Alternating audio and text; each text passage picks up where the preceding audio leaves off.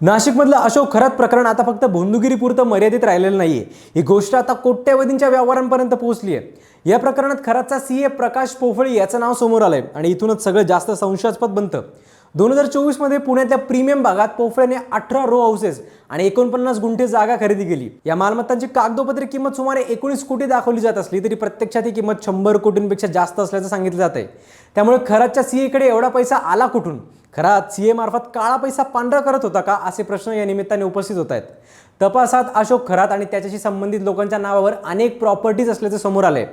पोलिसांचा संशय आहे की पोफळे हा खरातच्या काळ्या पैशाचं मॅनेजमेंट करत होता.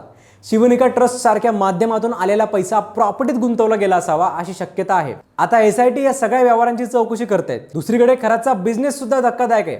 त्याच्या ऑफिसमध्ये येणाऱ्या लोकांकडून तो या ना त्या कारणाने मंत्रतंत्राच्या नावाखाली पैसे उकळायचाच, पण तो आउटडोर व्हिजिटसाठीही अनेकांच्या ऑफिसेसमध्ये जायचा आणि त्या बदल्यात 5-5 लाख रुपये फी घेत होता. श्रद्धा आणि भीतीचा सरळ पैशात व्यवहार होत होता. सध्या समोर आलेल्या माहितीनुसार खरातची एकूण संपत्ती जवळपास 2000 कोटींच्या घरात असू शकते. नाशिक, पुणे, मुंबईसह अनेक ठिकाणी त्याच्या मालमत्ता आहेत. आता प्रश्न एकच आहे की हा सगळा पैसा नेमका कुठून आला आणि यामागे अजून कोण कोण सामील आहेत? तुम्हाला काय वाटतं कमेंट्समध्ये नक्की सांगा आणि फॉलो करा लगावबत्ती.